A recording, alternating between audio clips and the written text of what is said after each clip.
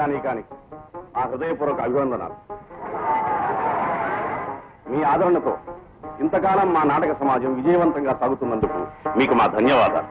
మీ అభిమానం మా మీద ఎల్లప్పుడూ ఇలాగే ఉంటుందని ఆశిస్తున్నాను. ఈ నాటక ప్రదర్శన ఇంతటితో ముగిసింది. ఒక నెల రోజుల విశ్రాంతి తర్వాత మరొక కొత్త నాటక ప్రదర్శనతో మీ ముందుకు రాగలమని సవినయంగా మనవి చేస్తున్నాను. సెలవు.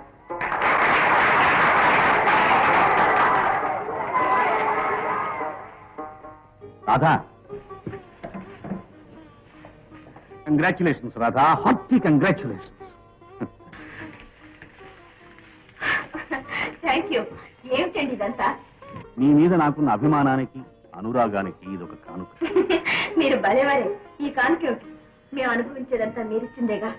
మీరు మా యజమాని, ఉపాధి కల్పించిన వారిని దేవుల్లా చూడాలని మా నాన్నగారు పదే పదే చెప్తుంటారు. మీరు నాకు సత్కారం చేసినా చేయకపోయినా మీ మీద ఆ గౌరవం నాకు ఎప్పుడూ ఉంటుంది. గౌరవం అనేది కేవలం మనసుకు సంబంధించింది. అభిమానం, అనురాగం హృదయానికి సంబంధించింది. నేనెప్పుడూ నీ నుంచి కోరుకునేవాడిని. మీరు తమాషాగా మాట్లాడతారు సుధాకర్ గారు. బై ద బై, నేను ఈవేళ బయలుదేరి మా ఊరు వెళ్ళాలి. ఎందుకు అర్జెంటుగా రమ్మని అమ్మగారు టెలిగ్రామ్ ఇచ్చారు. ఈ నెల రోజులు మనం అంతా కలిసి హాయిగా ఏ ఊటీకో డార్జిలింగ్కో వెళ్ళవచ్చు అనుకున్నాను. కానీ ఆశలు ఒకవైపు లాగుతుంటే బాధ్యతలు మరొక వైపు లాగుతున్నాయి. వెల్, నువ్వు ఎక్కడికైనా ప్లెజర్ ట్రిప్ వెళ్ళదలుచుకుంటే చెప్పు, ఏర్పాటు చేసి. అలాగేనండి, నాన్నగారితో చెప్తాను. అబ్బా, సెలవనేసరికి ప్రాణం లేచొస్తుందా? ఈ పొగడ్తలు, చప్పట్లు, పూలదండల నుంచి ఒక్క నెల రోజులు ఎక్కడికైనా పారిపోవచ్చు.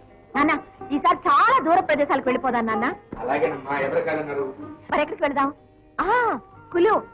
నాన్న, చెప్పగా వినడమే కానీ చూడలేదు. కులు వ్యాలీకి వెళదాం నాన్న. వెళితే ఈ టైంకి వెళ్ళాలట.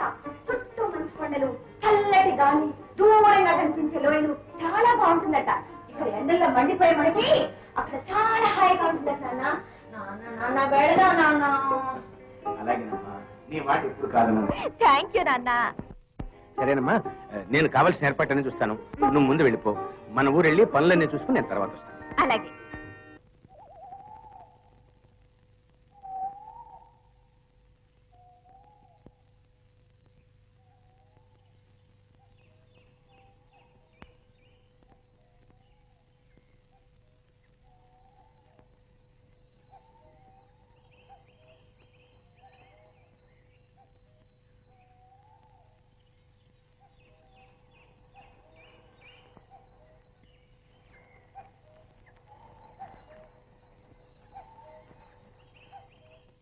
ఓ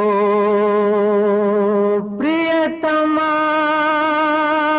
అరే, పడిపోతావు.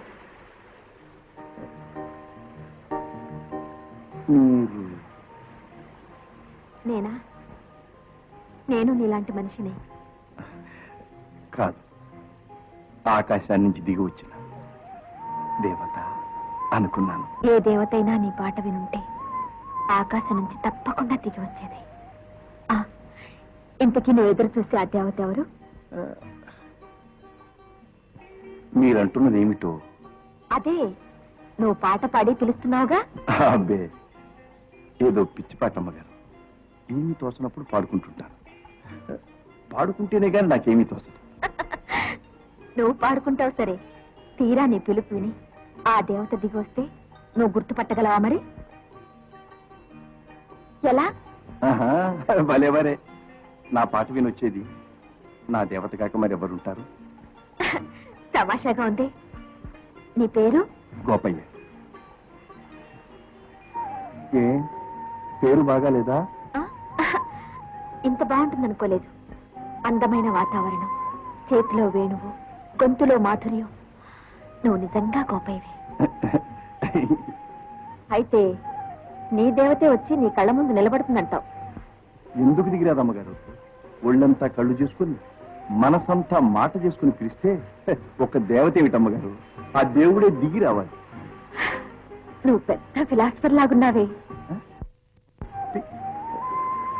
అదేమిటమ్మగారు? అంటే వేదాంతి. ఆయన ఎవరు? మనసులో ఊహించుకున్న నిజాన్ని కళ్ళ ముందు చూడాలనుకోవడం వేదాంతం. చూసేవాడు వేదాంతి. అంటే నువ్వు చాలా తెలివిగలవాడు.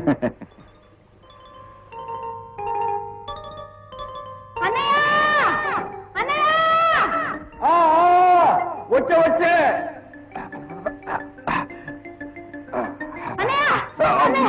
ఏమిటమ్మా? ఎవరో దొరసానమ్మా రాతారు బంగ్లాలో దిగిందట.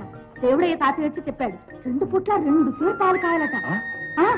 2 సేర్ల పాలే? అయితే ఎవరు గొప్పారే అన్నమాట. ఎవరో పట్నం నుంచి వచ్చిందట. దేవతలా ఉందట. దేవత? అయితే అమ్మాయి గారేమో చూడు. ఎవరు కనపట్టాలా? రారా. అమ్మగారు మా జానకమ్మ. అంటే అంటే మా చెల్లాయమ్మ అమ్మగారు. అబ్బా ఎంత అందంగా ఉన్నారమ్మగారు. దండలమ్మగారు. ఇదిగో జానకమ్మ, అమ్మగారు నన్ను గురించి ఏమన్నారు తెలుసా? నేను చాలా తెలివిగలవాడిని అంట. ఇంగిలి పీసులో ఇంకేమేమిటో అన్నారు. అమ్మగారు మా జానకమ్మ ఇంటిని చెప్పండి. ఫిలాసఫర్. అది నేనంట.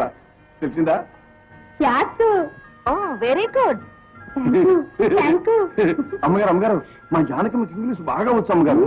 4 ఏళ్ల క్రితం ఒక ముసలి ద్వారా ఆ బంగాళాలు దిగినప్పుడు నేర్పించాడు. అలాగా? దానికి అర్థమైపోద్ది అమ్మగారు.